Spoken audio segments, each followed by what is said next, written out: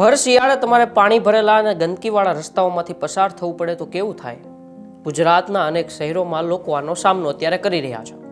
સુરેન્દ્રનગરના રહીશો ગંદકીથી અત્યારે ખૂબ પરેશાન થઈ રહ્યા છે અને તંત્રને વારંવાર રજૂઆત કરવા છતાં તંત્ર તેની પર કામગીરી નથી કરી રહ્યું.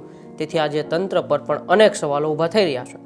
ત્યારે શું કહી રહ્યા છે ત્યાંના સ્થાનિકો, કેવી પડી રહી છે તેને ગંદકીથી હાલાકી, અને આ બાબતે ત્યાંના અધિકારીઓ શું કરી રહ્યા છે, જાણીશું આજના વિડીયોમાં. નમસ્કાર, ન્યૂઝરૂમ ગુજરાતની સાથે હું મંકા છોડિયા.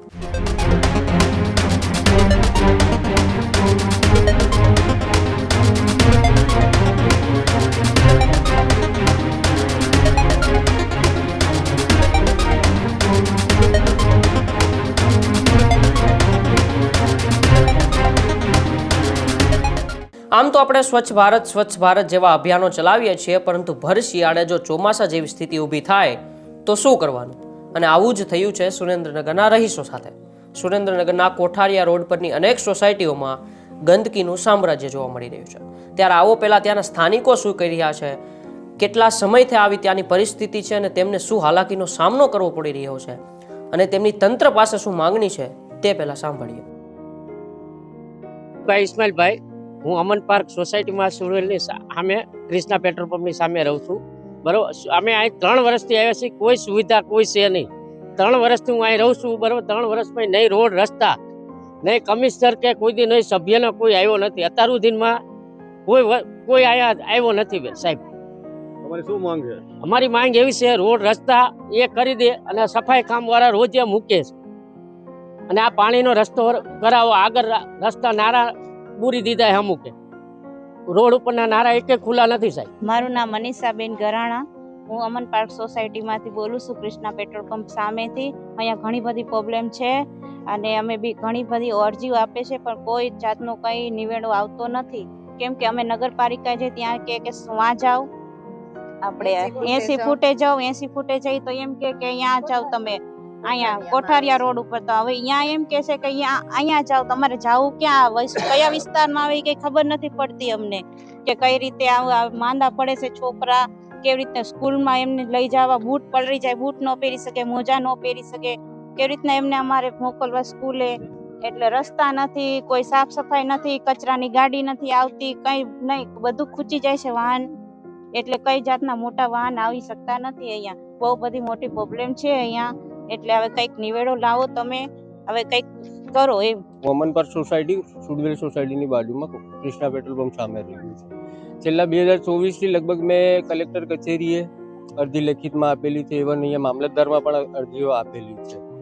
જ્યાં સુધી અમે અમારું સુરેન્દ્રનગર એમાં પણ કમ્પ્લેનો, ફોટોગ્રાફ, વિડીયો અપલોડ કરેલા છે. આજ સુધી કોઈ દિવસ અમને એનું સોલ્યુશન મળ્યું નથી. ના રોડ છે, પાણીના ભરાવ વગર ચોમાસે અત્યારે ઘૂંટણ સુધીનું પાણી છે અંદર.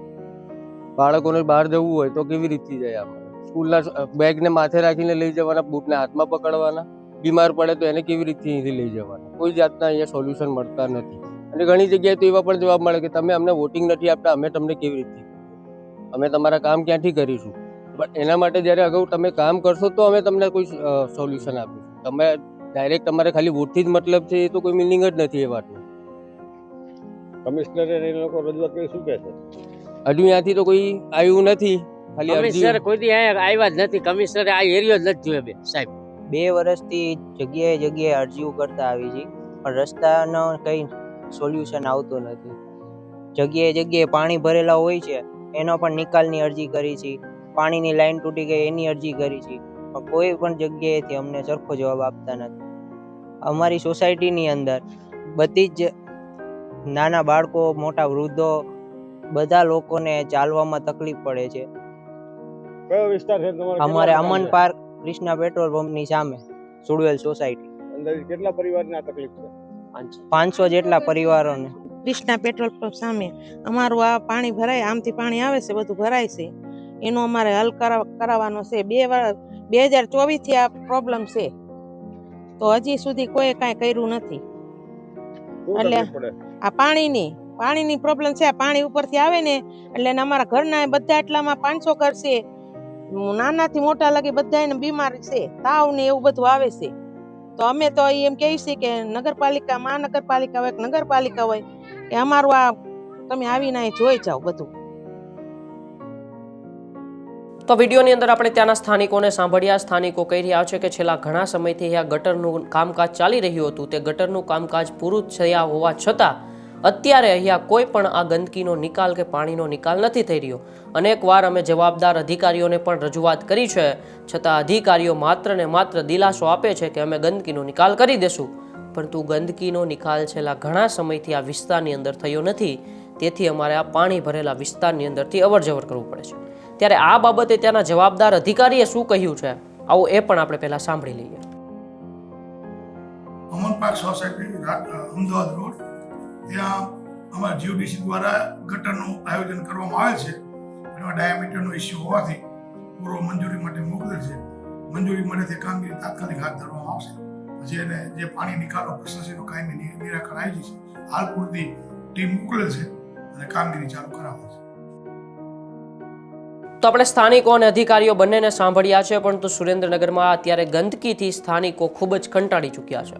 ખરાબ પાણીમાંથી અવરજવર કરવા ત્યાંના સ્થાનિકો મજબૂર બન્યા છે. અનેક વખત ત્યાંના સ્થાનિક લોકોએ તંત્રને રજૂઆત કરી છે, છતાં કોઈ કામકાજ તંત્ર આ ગંદકી ઉપર કરતું નથી. કોઠારિયા રોડ પરની અનેક સોસાયટીઓમાં ગંદકીનું સામ્રાજ્ય જોવા મળી રહ્યું છે. ગટરોના પાણી રસ્તા પર વહી રહ્યા છે.